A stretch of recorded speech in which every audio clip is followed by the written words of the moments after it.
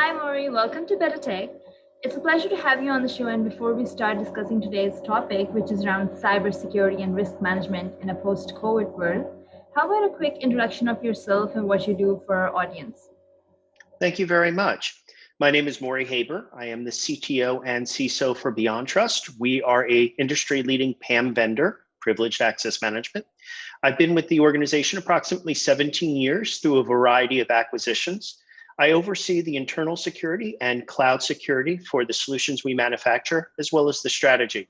I'm also an author of 3 books, Privileged Attack Vectors, covering how to protect an organization against privileged attacks, Asset Attack Vectors on how to build an effective vulnerability management strategy, and Identity Attack Vectors, how to build an effective identity governance program within your company as well.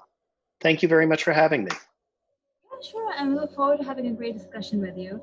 So, Morey, 2020 has been a year full of surprises. What's been going on in the cyber world recently? The cyber world has seen a massive increase in attacks in 2020, mostly due to the COVID-19 pandemic. With many people working from home, it has been a ripe attack vector for threat actors to basically target employees. We're all more comfortable, more relaxed working from home. And in many cases, we may be answering emails or doing work late at night in clothes that we'd only wear at home. With that, we tend to leave our guard down. We're now more susceptible to phishing emails, other types of attacks that might be on our home equipment that ultimately could compromise our businesses. So we've seen a major shift in the cyber world based on the pandemic, and attacks, well, still focusing the cloud and on-premise, but really mainly now going after the endpoints because the bulk of the people are working from home. Yeah, certainly the pandemic has highlighted quite a few business challenges. And considering, in light of the current business climate and the challenges being faced by companies globally, where would you rank cyber attacks and data fraud in the list? Does it make the top 5 according to you?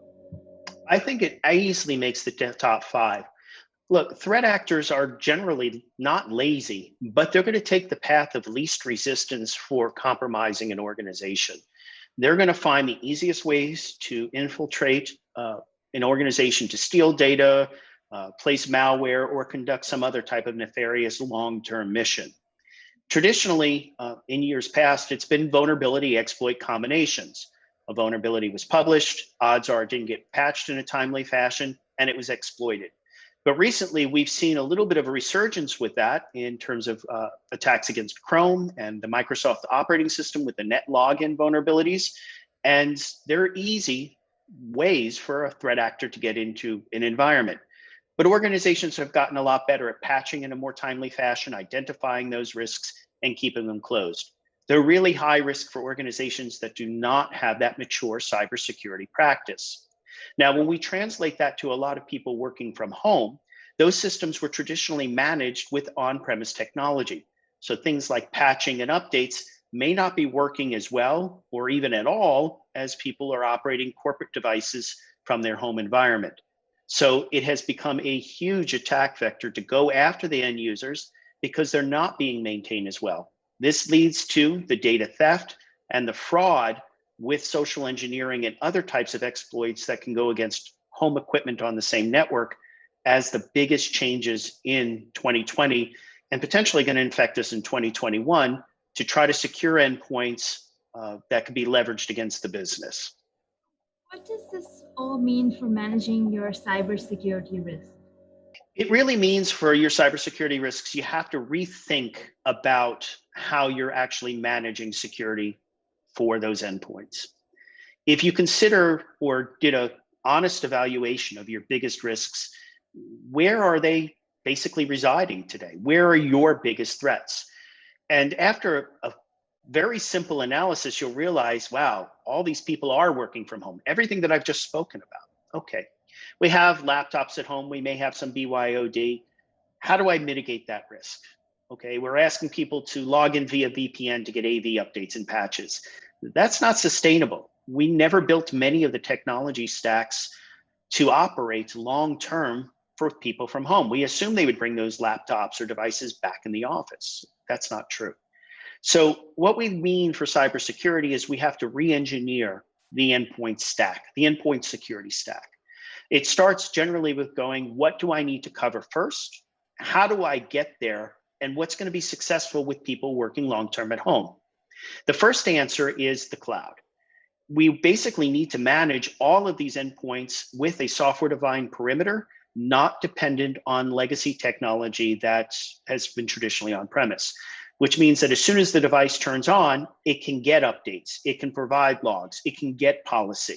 If it's managed from the cloud, we don't need VPN. We don't have to set up elaborate systems in our DMZ to actually do that management. Okay, so we need the security stack, the management stack to resolve in the cloud. But what should that stack look like? We could all agree, and I don't think there would be anybody that would argue, the first thing that we always need is antivirus. Absolute truth. Even though people are fed up with it in many ways, we know signature-based doesn't always work well. There are great alternatives that are heuristic-based, machine learning-based, but we would all agree, even if you're using the operating system's built-in version, you need anti-malware, antivirus. Then what do you do next? In my opinion, when you re-engineer the security stack, the next thing you should do is remove admin rights. Don't let end users have administrative privileges at all. Listen, if 77% of the critical Microsoft vulnerabilities can be mitigated just by removing admin rights, why don't you do it?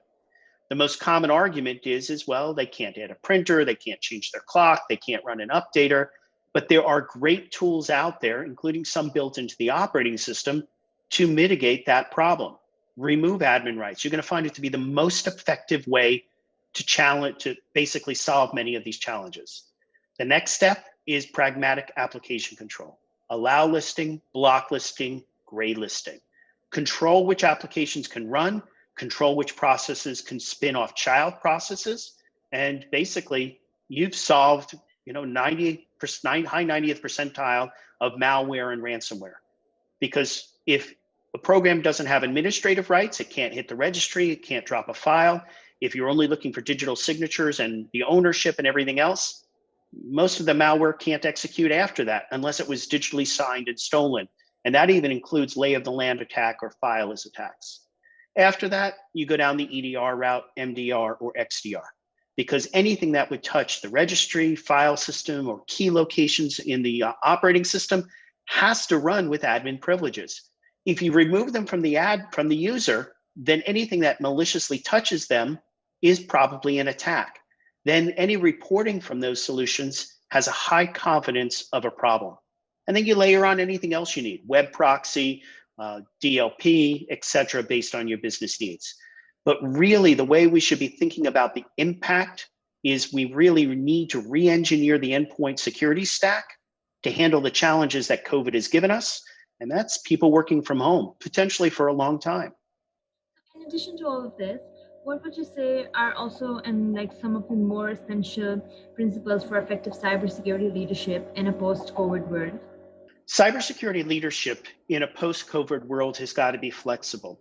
We understand that standard operating procedures, policy, and standards and regulations are still very important, but you have to interpret them to what your business actually needs. For example, if you have database administrators and you have server administrators working from home, and regulations now have always stated that you have to have a bastion host or a proxy to administer the environment, you have to understand that someone might be needing to do that from home. So how are they entering those admin credentials? Are they double jumping from their system via VPN and RDP into a secure enclave to do that work? The regulation says that you should have that abstraction layer. So how do you interpret that and how do you apply it when you are now working from home? So you have to be a little flexible in your thought. You have to understand the intent of the regulation, but ultimately demonstrate that in the end. So for cybersecurity professionals, you're almost going back to basics. You're saying, I did this because I did this to secure this. I'm now operating in a new environment. I can do it this way as well and meet the requirements and ultimately stay secure.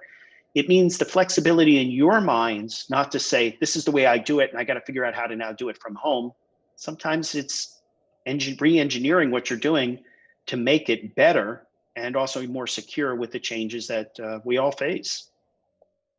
Nearing the end of 2020, do you think that companies now at this point in time are far more better able to, re-strategize their processes? I really do believe this far into 2020, we are way better at re-strategizing our processes. Back in March and April, we were all in panic mode, knee-jerk mode, finding ways for people to work at home in mass. We've now settled into that. We've level setted what risks we now have, like not being able to patch. We have the time to re-engineer and rethink the best ways to do it. Many of us have been able to get our laptop orders in to make sure we have managed assets remotely. We're not allowing people to use BYOD at home anymore because there is resources available, or we've invested money in hardware or other services to make it work. Now we can step back and re-engineer it. Now, while the vaccine is potentially readily available in the next 6 months, we have to rethink, will people go back to normal? And in many cases, this is the new normal. We've realized people can be effective working remotely. And in many cases, people have chosen they like it better. So this will have implications on the office environment, on the commercial real estate market as people choose to work from home because they may be just as effective.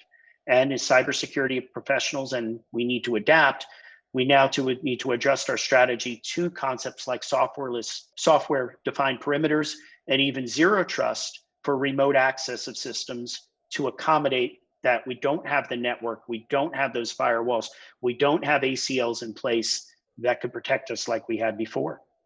Right. And what risk management challenges do you think we'll see more of in the coming years?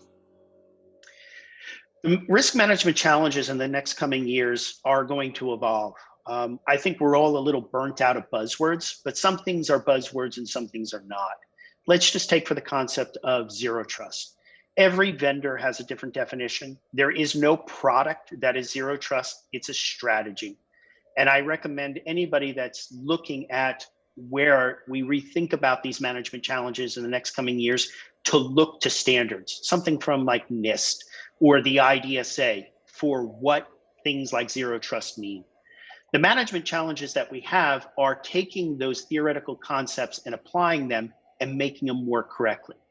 Now, one of the biggest things is you could say for something like zero trust is I've been doing it for years, and many companies may have, but there's some polish. There is some methodology around documenting that gives you that extra edge. So when we talk about the management challenges moving forward, we have to think about the changing landscape. We have to think about the changing standards and making sure we do not get caught up in the buzzwords of the month or the year while we try to roll out new technology.